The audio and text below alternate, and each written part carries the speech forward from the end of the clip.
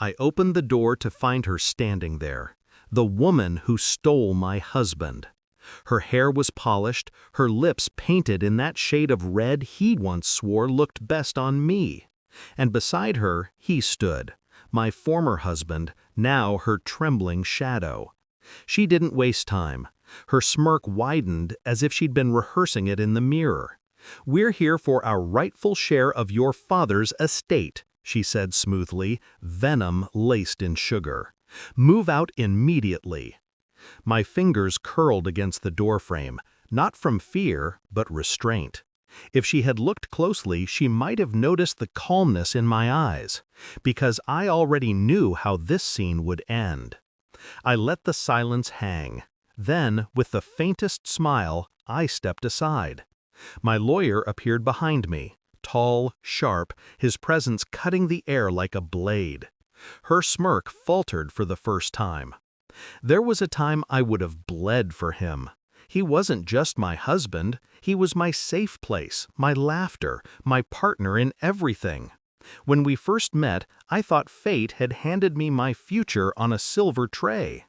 He made promises only fools believe in. Late-night whispers of forever, plans of children, talks of growing old together. I carried those words in my chest like scripture. I defended him against every skeptic, and when my father died, I clung to him as my anchor through the grief. Little did I know, he was already loosening his grip on me, reaching for another. It began with a phone call he didn't want me to hear. Then business trips that didn't align with the invoices. The smell of perfume that wasn't mine. I asked nothing. I only watched.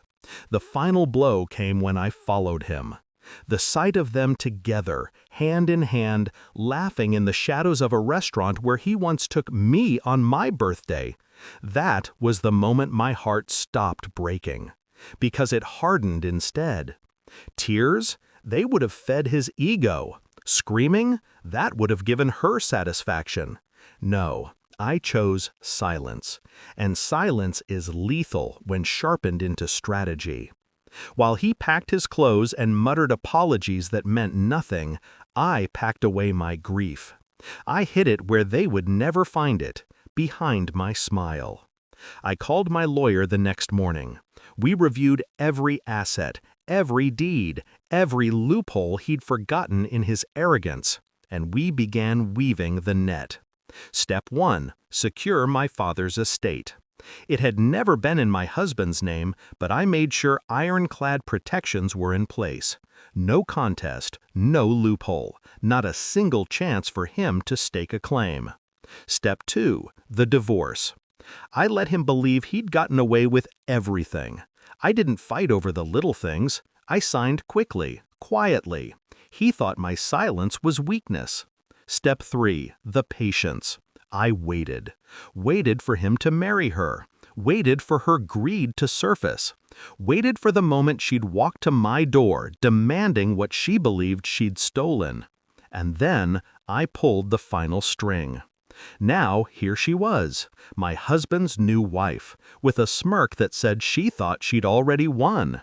But behind me, my lawyer stepped forward, his voice smooth, rehearsed, devastating. "Mrs. Khan," he said, addressing her, not me, "you seem misinformed. This estate is legally protected, bound to my client exclusively. Neither you nor your husband hold a single legal right to it. In fact," he pulled a folder from his briefcase, sliding it open with surgical precision. "Given the fraudulent claims made by your husband during the divorce proceedings, we are now pursuing damages, significant damages." Her face blanched. He blinked rapidly, his bravado crumbling. And I stood there, silent, savoring the unraveling. "Leave," my lawyer finished, his tone final, "or we file today." She opened her mouth, but no words came out. Her smirk had died completely, and for the first time I saw fear crawl into her perfect posture. They left without another word. I closed the door gently behind them.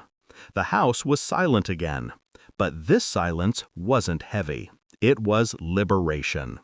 I walked through my father's study, fingertips brushing the spines of books he once loved. He had taught me patience. He had taught me strength that didn't need to roar.